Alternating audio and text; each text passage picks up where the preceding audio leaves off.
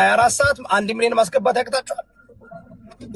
አቅተንም ኢንሻአላህ በቃ አስገቡ። ስለዚህ አሁን እንደውም ካላረገ በቃ ይዝዳን። እኔ ጥሪ አቅርቤለታለሁ፣ እንደገና ቪዲዮ ሰራለሁ። ኢምራን እና እፎይ ይመጣል ብዬ አስባለሁ። እፎይ አሁን አይ ቲንክ ሪማች ይፈልጋል።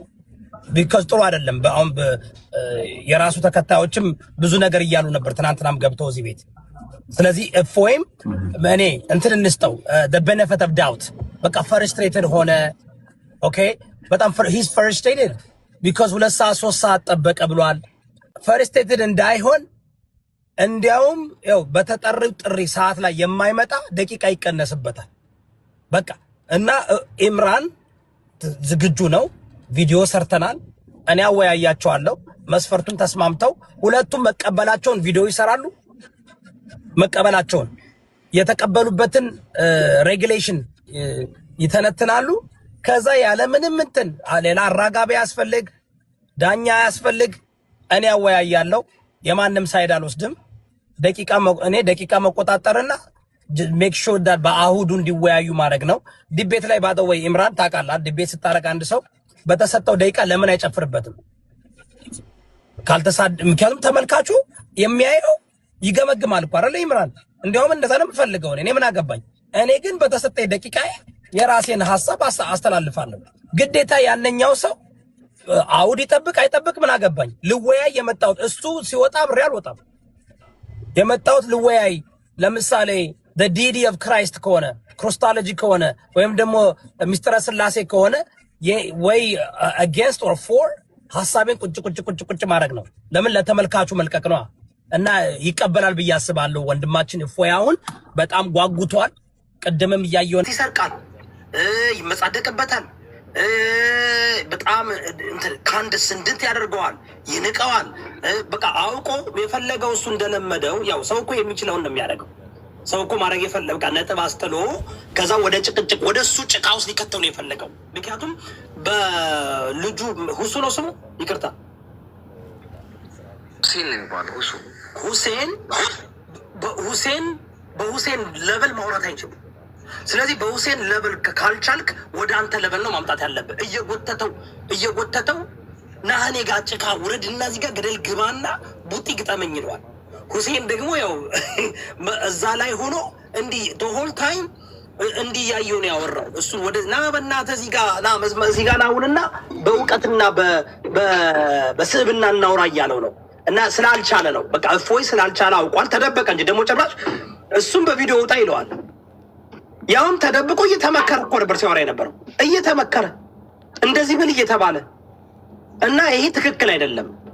ግን ጥሩነቱ አንደኛ የሃይማኖቱ የንጽጽር ብቃት አለው የሚባለው አንድ አካል አንተ አመልከዋለሁ የምትለውን አካል ማንቋሸሽ የለበትም። ለምሳሌ እሱ እፎይ በተደጋጋሚ አላህን ሰይጣን ነው ሲል ነበረ፣ እንደዚህ ነው ሲል ነበር፣ ዝም ብሎ ከመሬት ተነስቶ። እሱ ግን አይተህ ከሆነ አማልክቴ ወይንም አምላኬ ብሎ የሚያስበውን ራሱ ለመተቸት ሞራን እሱ ለመተቸት ራሱ ፍላጎት የለውም። አይተህ ከሆነ ነቢያቶቹን በስነ ስርዓት ሲጠራ ነበር።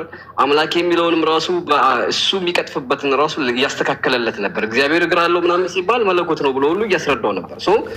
የንጽጽር ብቃት አለው የሚባለው አንድ አካል ፐርሰናሊ አጸያፊ የሆኑ ቃላቶችን መጠቀም የለበትም። ሁለተኛ ደግሞ የሆነ ግብግብ ውስጥ ገብቶ ሰዓት መስረቅ ለማድረግ መሞከር አሰልቺ የሆነ ነገር ውስጥ መግባት የለበትም። የንጽጽር ብቃት አለ የሚባለው ልክ እንደወሱ ነው። በሱ ደረጃ ነበረ ጥሪ ማድረግ የነበረበት። አሁን ኢምራንን አይተዋላ። ኢምራን ሁለቱም ነው ያለው፣ እውቀትም አለው። በበሽሽቅም ከመጣ ደግሞ እጥፍ አድርጎ ይገርፋል። ገባ? ኢምራንን አልፈልግም አለ። አይዋርም? ኢምራን በሁለት ማሊያ መጫወት ይችላል። ከእፎይን መሆን ይችላል፣ ሁሱንም መሆን ይችላል። ኢምራን ሁሱ ግን አንድ ባህሪ ብቻ ነው ያለው። እሱም በስርዓት እሱ ጋር ያለውን እውነት ማስረዳት፣ ያመነበትን ማስረዳት፣ ለሚጠይቀው ጥያቄ በቻለው መጠን ማብራራት ነው የሚፈልገው። ያንን እድሉን አይሰጠውም።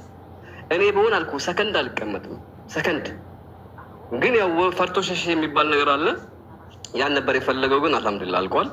አንተ አሁን በእውቀት መደረጃ ልክ ለንጽጽር ትበቃለህ። ለምሳሌ ጠይቀውን ጥያቄ ትመልሳለህ፣ ርዕሱን ላለመልቀቅ ትሞክራለህ። ለዛ ነው ለምን እንዳውቃለህ መብረቁ እኔ ስመልስ ለምመልሰው መልስ የሚናደድብኝ ክርስቲያኑ ነው። ለምን ትክክለኛውን መልስ መለስ? መጽሐፍ ቅዱስን ያልጻፍኩትም። መጽሐፍ ቅዱስን የምንከተለው በእምነት ነው፣ በሳይንሳዊ በላጅክ አይደለም። ተረዳኝ? በቃ ያ ነገር ደግሞ ላይክ እኔ አሁን ሲጠይቀው በቀላሉ መመለስ ይችል ነበር፣ ግን አያውቅም። አንደኛ አያውቅም፣ ሁለተኛ እሱ የሚያውቀው መበሻሸቅ ነው። እና አሁን እዚህ ሶሻል ሚዲያ ላይ ማየት የማልፈልገው ምን እንደወጣ ካለ እውቀት ያላቸው ሰዎች እውቀት ከሌላቸው ሰዎች ጋር ለምን ይመስላል? መጀመሪያ የሚገርም ነገር በዮናስ ተደብቀው እኮ ነው የመጡት። አስበሃል? ያዋረዳቸው የሰደባቸው ነፎይ እና መጀመሪያ አድቨርታይዝ ሲያደርጉ የነበሩት ይሄ ራሱ ምንድን ነው የሚያሳየው? እውነቴን ነው የምላችሁ ጋይስ፣ ላይክ እምነትን በተመለከተ ለንጽጽር በምንመጣበት ጊዜ አንደኛ አነጻጻሪ መጀመሪያ አነጻጻሪ ብሎ የሆነች ሴት ይዘው መጥተው ነበር እንዴ። በክርስትናም በእስልምናም ሴት ልጅ ታነጻጽር አትችልም። ይሄ ራሱ በቃ ታውቃለህ፣ በሁለቱም በኩል እኮ የሆነ እንትኑን የጠበቀ ቅድስናውን የጠበቀ መሆን አለበት አይደል እንዴ? ያ እንደውም ልጅቷን አይታታል ከዚህ በፊት የሆነ ሳለ በዳት ምናምን እያለች ስታወራ ነበር። በክርስትናም በእስልምናም ሴት ልጅ አነጻጻሪ ልትሆን አትችልም። ይሄን ነፎ ይዘውት የመጡትን ስትመለከት እሷንና ከዛ ደግሞ ዮናስን ይዘው መጡ። አንዴ ሙስሊም፣ አንዴ ፔንጤ፣ አንዴ ኦርቶዶክስ ሆኖ ጀስት በቅርብ ጊዜ ፔንጤ የሆኑ ለ8 ወር ሲሰርባቸው የነበረውን ብሽሽቅ ነው የፈለጉት። ያ ደግሞ ተገቢ አይደለም፣ ጥሩ አይደለም። እኔ ለዚህ ነው የኦርቶዶክስ ተዋሕዶ እምነት ተከታዮች ቤት አላችሁ፣ ብቃት ያላቸው ሰዎች አለው፣ እነሱን ተከተሉ፣ ከእነሱ ጋር ሁኑ። ለንጽጽር መቅረብ ካለበት ሁለቱን አነጻጻሪ ወይ በእነሱ ደረጃ እውቀት ያስፈልጋል ወይም ከነሱ በላይ እውቀት ያስፈልገዋል። አነጻጻሪ ማለት ማረጋጋት እንዲችል ይሁዳ ከቶፒኩ አንድ ጥያቄ ልጠይቅና ላቆም። ቶፒኩ ለምሳሌ እግዚአብሔር ነው ወይስ አላህ ነው በነቢያቶች የተሰበከው ነው አይደለም ቶፒኩ። እስኪ እፎይ ባደረገው የማብራሪያ በተሰጠው ደቂቃ ባብራራበት ሰዓት እስኪ የትኛውን ነብይ አንስቶ ስለ እግዚአብሔር የሰበከ ማስረጃ ያቀረበበትን ንገረኝ እስኪ። በክርስትና በእስልምና ሳይሆን በክርስትና አንድም ነብይ ከሌ ምናምን ብሎ በክርስትና ላይ ያሉ ነብያቶችን አንዱንም ነብይ አንስቶ አላብራራ። ምንድነው አይሻ እንደዚህ ያለች፣ መሐመድ እንደዚህ ያለ ምናምን በቃ ሁሱን ቴንሽን ነው ማድረግ የፈለገው ማስቀየም ማለት ነው። ይህ አይሆንም። ከዚህ በኋላ ይህን ሁሉ ህዝብ የሚያስተምር አካል በስነ ምግባር የታነጸ አያርን አህላቅ የተሞላበት ሀታ ሌሎች እንኳን አስቀያሚ ንግግር ቢናገሩ መታገስ የሚችል ህዝቡን በስነ ስርዓት ማዳመጥ ስንት አባቶች አሉ እኮ አይደለም? እውቀት ያላቸው እኮ አሉ እኮ። ስትናገር ዝም ብለው አዳምጠው ጨርሰሃል ብለው በስነ ስርዓት የሚያስረዱ